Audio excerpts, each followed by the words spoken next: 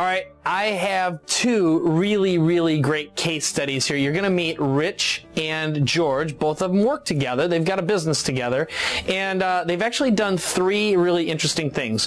One is with a sports team, another one is with a Ford dealership, another one is with a Papa John's franchise owner. And George has a really great story about how he got into this, because it wasn't too long ago he was actually delivering pizzas, and when you hear about what he did in the short period of time, it's pretty fantastic. But one of the kind of like this bottom line summary is what they've managed to do is increase the amount of traffic that the auto dealership is getting in their service area by as much as 25%. And the dealership is so interested, they've set up little iPad kiosks throughout to capture leads now. And they literally just came back from that installation a moment ago, so I'm lucky to have gotten them because they're so busy. Thanks for being here, guys. Glad to be here. What's working really well? If you're going to go out right now and you're talking to business owners and they say, you know, Rich, George, George, you're the techie guy. Rich, you're kind of the sales guy. What should I do? What's going to get me the best results with the least amount of work where I'm going to get the biggest ROI? Yeah, well, I think George and I both could chime in and share a lot of different feedback on that. But I think one of the things that we talk to them about is the cross-channel mojo.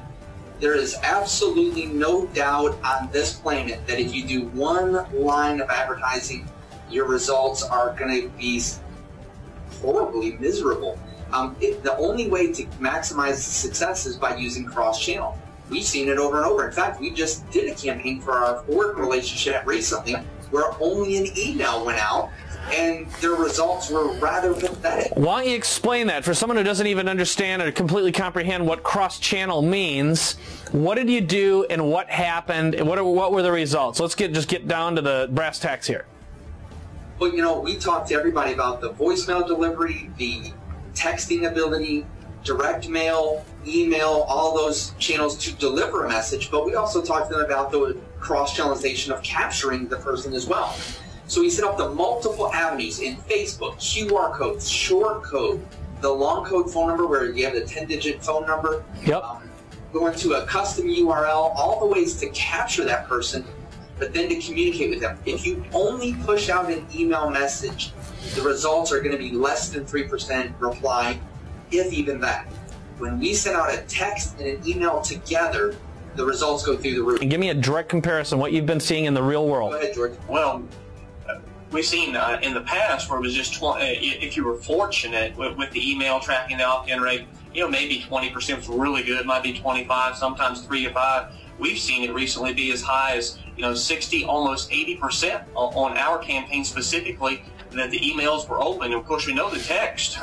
You can't see an open rate on a text message, but when you send out the text and the phone rings 30 seconds later, and they want what you just sent out, you know it was effective. You know people received it.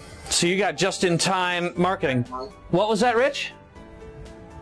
I was just saying that's 100% fact. And we have tested it time and time again, and what George just said is 100% accurate. Only when you combine the two is it so powerful. We had the dealer call us the other day. The best stories, of course, the ones from the horse's mouth. They're true stories. And he called us the other day and said, look, we had a customer on the lot the other day. They may have been there to look at a car, buy a car. They happened to have already been there and joined our Quick Lane Club, where we knew that. The customer's pulling off the lot. We send out a text and an email for an oil change special. They turned around, came back on the lot, and got their oil changed. That's exactly right. They had no idea the special was going on, but instead of leaving the lot, they came back in and spent money.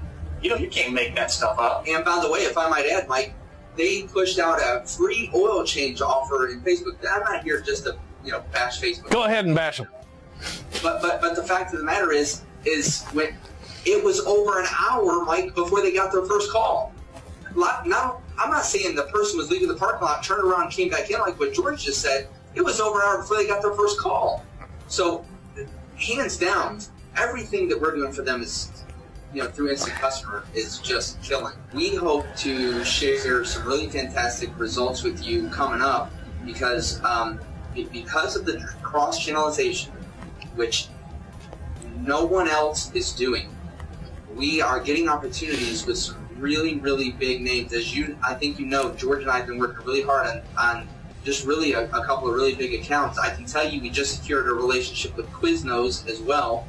Wow. And that is because of the relationship that we have with Papa John's and Ford Motor Company, and because of the cross-channelization, which no one else is doing.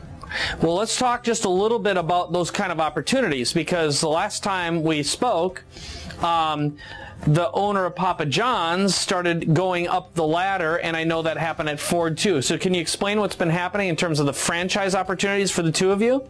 Got an introduction from of a friend, someone that quite frankly purchased a lot of vehicles there, and he said, hey, you need to talk to these folks at Pearl.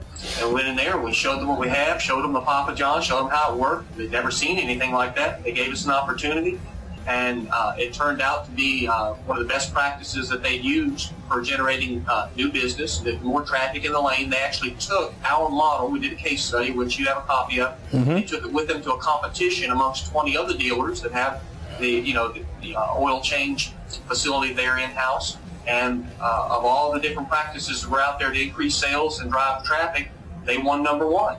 So when they were there, they had an opportunity to have Ford Corporate get to see something they would like to do, they weren't doing, and they knew it would take a long time for them to roll out. And so they contacted us. We got on a conference call with them. They, in order to get it approved, to be offered to nationwide potentially, we had to be on a conference call with corporate. With their nationwide headquarters, did a PowerPoint, did a display, a presentation, and a few days later they gave the green light to go ahead and begin to offer that to other dealers to get more metrics and to potentially roll it out nationwide. It's great. So, and I know I'd asked you this in a previous video, but how many dealers could you potentially get in front of, and what might that mean to you guys in terms of potential revenue? Well, Rich is a numbers guy, so I'll hand that off to him. Yeah, I can definitely say something that's very exciting. When we went and started working with the oil change side of the house, if you will, if you want to call it that, the oil change side of the house, there's about, by the end of this year, Mike, there'll be about 750 dealerships that we have the opportunity to get in front of. But I was inside of our local dealership here the other day, and there was a Ford Motor Company representative actually in the dealership at the time that I was there, and he said, yes, we have been hearing what you have going on, and it's very exciting, and we know that's the direction that advertising, sales promotion, and marketing is going, and we're very excited to watch what you're doing right here. I called George immediately, of course, and shared that with him, but what's really interesting is that there's 3,500 Ford Lincoln stores nationwide, so the opportunity for us is really enormous. So you have 3,500, and the average cost, what you would charge them to set up one of these campaigns would be about how much to set up and how much per month? We charge them anywhere from $4,000 to $5,000, actually all the way up to $5,500 to set it up. Okay. And we charge them anywhere from $595 all the way up to $1,000 per month per dealership to manage the campaign for them. So let's just average that out and say 3,500 times 4,000, that's $14 million, right? Right. Times 3,500 times about $500 a month per month. That's about $1.7 million per month in recurring revenue. So by doing one test for one dealership that got the attention and basically won an award compared to 21 other techniques, you guys stood up on top, and you've just been collecting data now. So now you've got something. I'm curious, now that you have the system and you've done it, if you had to start from scratch and you got a dealer saying, okay, Rich, George, do it for me, how long does it take you now to set up that campaign and replicate it over and over again? To set it all up as far as the instant customer side of the house, everything from stem to stern, with all the content they supplied, everything, that can be done literally just in a matter of just a few days. Now, obviously, you can put a campaign together sometimes when you have everything loaded, it's all set. You can put a campaign together sometimes in a matter of minutes. But literally starting from ground zero, if you have all the information you need from them, you can set it up very quickly. And as soon as they get all their collateral done, their banners, their iPads, things like that, so they can do everything on their end to grow the list, instead of taking several weeks, it can be put together we're really thinking it can be stem to stern just in a few days. Yeah, in fact, Mike, let me chime in there too, because what we've set up is between George and I, we've actually set up a process.